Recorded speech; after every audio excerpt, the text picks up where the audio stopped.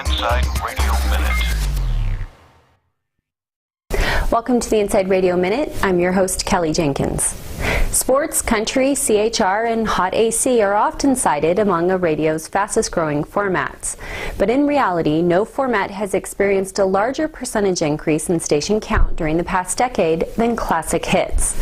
The number of classic hits outlets mushroomed, as did the number of ethnic targeted stations. Tracking the formats with the biggest declines in station counts during the past 10 years is like visiting a format graveyard. The list is dominated by formats whose audience aged out of the demos advertisers target or that exploited a music trend that came and went. Modern AC peaked in the late 90s, while smooth jazz has been largely eradicated from the commercial dial. More on which formats are up and down in today's Inside Radio. Here's a radio success story. Specialty mattress retailer Select Comfort was the biggest radio advertiser in its category during the first quarter, increasing its radio spending 37%. Based on what executives said this week on a conference call with analysts, that trend is likely to continue for the company that's best known for its Sleep Number beds.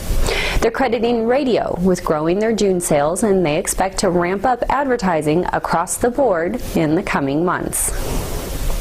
Arbitron this week asked a Delaware judge to approve a settlement with shareholder Joseph Pace to a lawsuit he filed earlier this year seeking to block a $1.3 billion sale to Nielsen.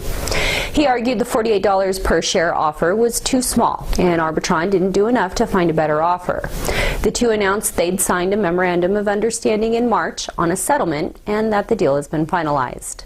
It's expected the court will sign off on the terms. Nielsen hopes to close its Arbitron deal by October, but it still needs clearance by regulators.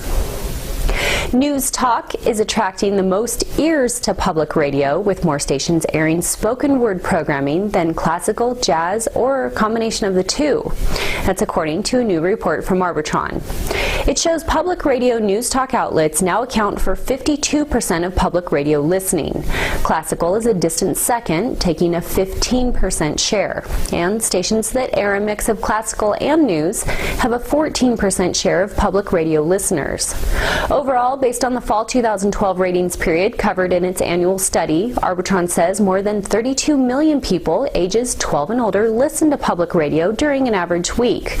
Time spent listening was mostly flat year to year against most age and gender categories.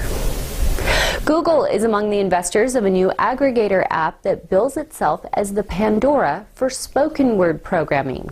Swell has raised $5.4 million in funding from a number of investment firms. Swell launched last month with content partners including NPR, American Public Media, ESPN, and ABC News. It also offers users material from some of the most popular podcasts on iTunes from creators such as the BBC and Comedy Central.